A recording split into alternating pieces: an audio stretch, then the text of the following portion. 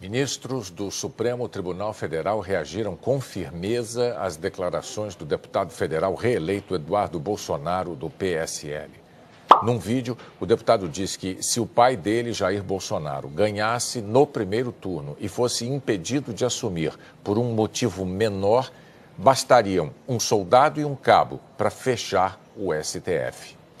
Hoje, o candidato Jair Bolsonaro pediu desculpas formais ao Poder Judiciário em nome do filho. Mas, entendeu? Isso aí vai ser o momento que os ministros reagiram a este vídeo, gravado durante uma aula num cursinho do Paraná, antes do primeiro turno das eleições.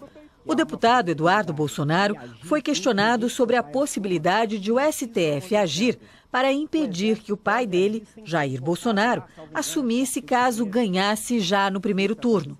Eduardo Bolsonaro falou sobre a hipótese de o STF impugnar a candidatura de Bolsonaro por motivo de menor importância e disse que seria fácil fechar o Supremo.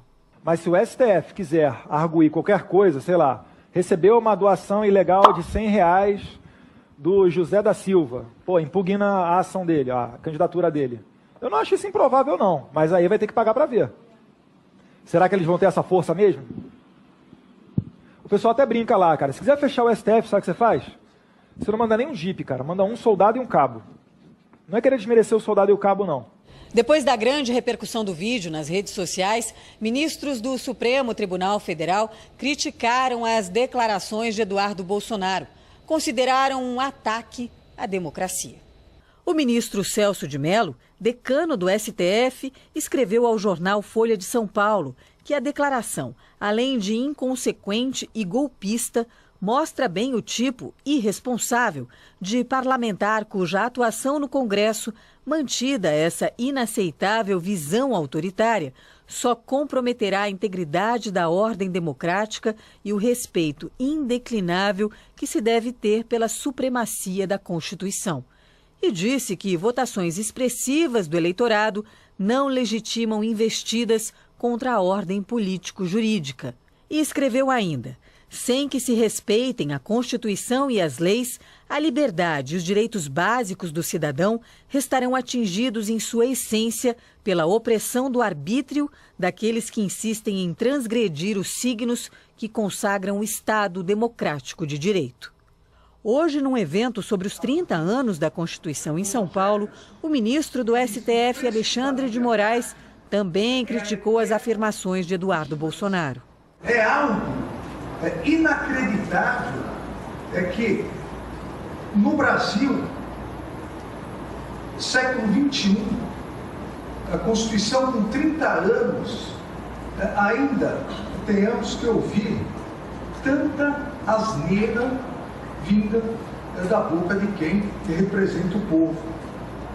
E que confirma uma das frases mais importantes de um dos grandes democratas, um dos pais fundadores dos Estados Unidos, Thomas Jefferson, que diz que o preço da liberdade é a eterna vigilância. O ministro defendeu que a Procuradoria-Geral da República abra um inquérito para investigar as declarações. Isso é crime tipificado na Lei de Segurança Nacional, artigo 23, inciso 3º. Incitar animosidade entre Forças Armadas e instituições civis. O presidente do Supremo, ministro Dias Toffoli, se manifestou em nota assim que desembarcou no Brasil vindo da Itália. Afirmou que o Supremo Tribunal Federal é uma instituição centenária e essencial ao Estado democrático de direito, que não há democracia sem um poder judiciário independente e autônomo, que o país conta com instituições sólidas e todas as autoridades devem respeitar a Constituição, e que atacar o poder judiciário é atacar a democracia. O candidato à presidência pelo PT, Fernando Haddad, disse que planeja medidas judiciais. Eu não sei quais as ações cabíveis. Os advogados estão estudando as ações cabíveis. Mas todas as ações nós vamos impetrar porque é a defesa do Estado democrático de direito, das liberdades individuais. Como é que as pessoas vão se sentir seguras saindo às ruas se ele ameaça a integridade das pessoas que se opõem a ele? Ontem, Eduardo Bolsonaro deu explicações numa rede social. disse que apenas respondeu a uma hipótese esdrúxula sobre a impugnação, sem qualquer fundamento, da candidatura de Jair Bolsonaro, que jamais acreditou nessa possibilidade, mas que se algo parecido acontecesse, seria fora da normalidade democrática. O deputado disse que citou apenas uma brincadeira que diz ter ouvido na rua e que, se foi infeliz e atingiu alguém, pede desculpa tranquilamente e diz que não era a intenção dele. Esta tarde, Jair Bolsonaro se desculpou pelo que o filho disse. Isso ocorreu há 4 meses, eu não tinha conhecimento realmente. Ele disse que respondeu uma pergunta sem pé nem cabeça, até houve a palavra brincadeira no meio daquilo. Conversei com ele, ele reconheceu o seu erro, pediu desculpas. Eu também, em nome dele, peço desculpas ao Poder Judiciário.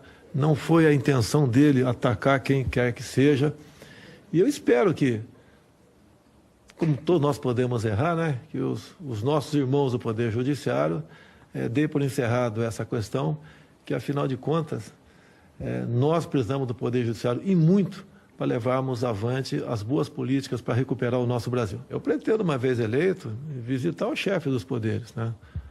O Toffoli é um dos primeiros da lista que eu pretendo visitar, para exatamente fazer uma aproximação, porque quem decide o destino do Brasil não é o Executivo ou o Legislativo, o Judiciário também faz parte disso. E todos nós precisamos nos irmanar para exatamente buscarmos solução para esses problemas.